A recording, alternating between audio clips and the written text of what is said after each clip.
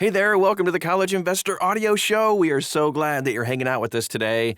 Before we get started at looking at a new record for America, which isn't a good record to have, but we're going to talk about it. I just want to invite you to check us out all over social media. We're pretty much anywhere you are.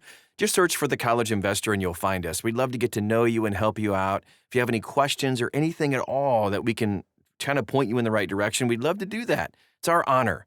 You can also check us out at thecollegeinvestor.com to dive deep on any topic we talk about in the podcast and a whole lot more.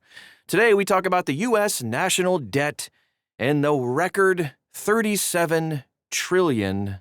Yikes. The United States' gross national debt has surpassed $37 trillion, marking an all-time high and raising concerns. Just now raising concerns? Anyway, about the speed of borrowing and its economic consequences. The Treasury Department's daily financial report released Tuesday recorded the total at... It's too many zeros and number. I don't even want to do it. It's over $37 trillion. This milestone arrived years sooner than expected. You think? With the Congressional Budget Office's, or CBO, pre-pandemic estimates projecting it wouldn't even occur until after fiscal year 2030. It's a problem. The rapid rise reflects massive borrowing over the past 6 years. Federal spending surged, of course, in response to COVID, with emergency stimulus measures, unemployment expansions, and business aid programs passed under both the Trump and Biden administrations. The pace has remained quite brisk as new tax cuts, spending packages continue to push the debt higher. Just get this. 30 years ago, which was in the 90s, believe it or not, the national debt was below $5 trillion. Today, new spending bills add $5 trillion. At once! We have a chart, in case you don't believe me. It's bad. You can find it inside this article, thecollegeinvestor.com. Let's move on to another topic. Pandemic borrowing and new legislation is what is fueling this astronomical rise. We know the pandemic marked one of the largest increases in government borrowing in modern history. Lockdowns, job losses, business closures required massive fiscal intervention to prevent total collapse in household income and demand. According to CBO data, roughly $10 trillion was added in just 3 years, between 2020 and 2023. A big issue, though, is that this trend didn't even go back with the end of the pandemic, all the emergency stuff. No. Earlier this year, Trump passed and signed the One Big Beautiful Bill Act. Let's just put in all caps and bold and underline the word big.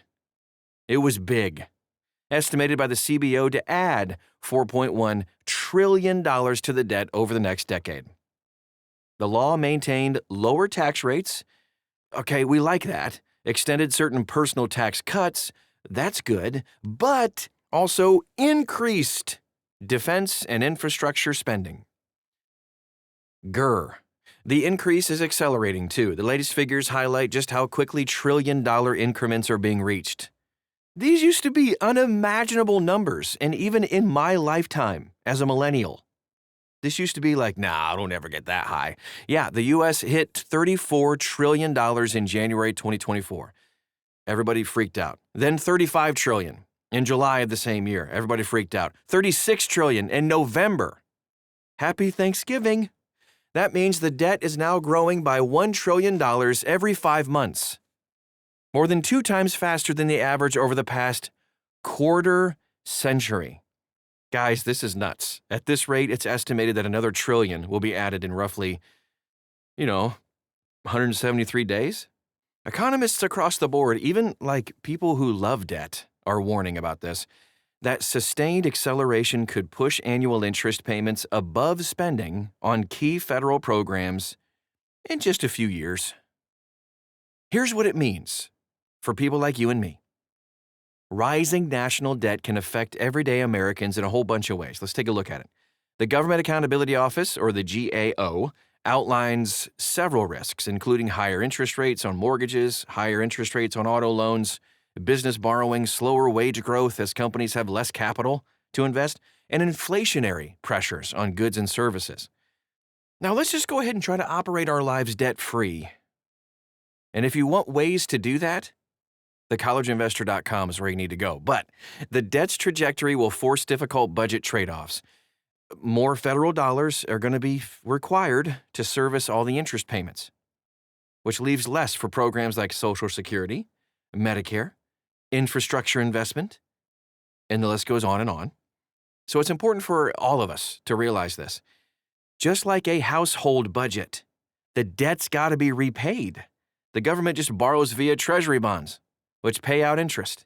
The government earns income through tax dollars and then spends it through spending measures and then repaying the debt.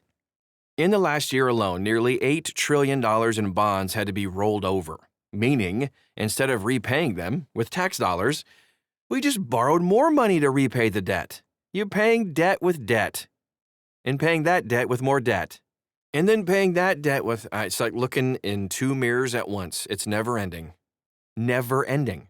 So think of it like taking a new personal loan to repay your auto loan, and then taking another personal loan to make your mortgage payment, and then taking another personal loan to pay off a credit card, and then using the credit card to pay off the personal loan because you can't afford the payments otherwise.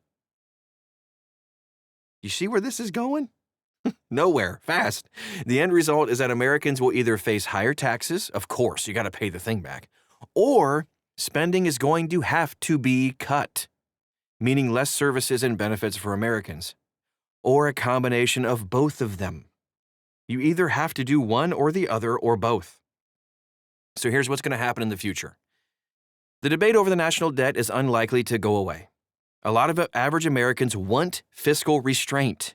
Politicians typically don't have the stomach to raise taxes or cut government programs. They don't have the stomach to do what needs to be done, basically. What's clear is that the $37 trillion figure is more like a symbol.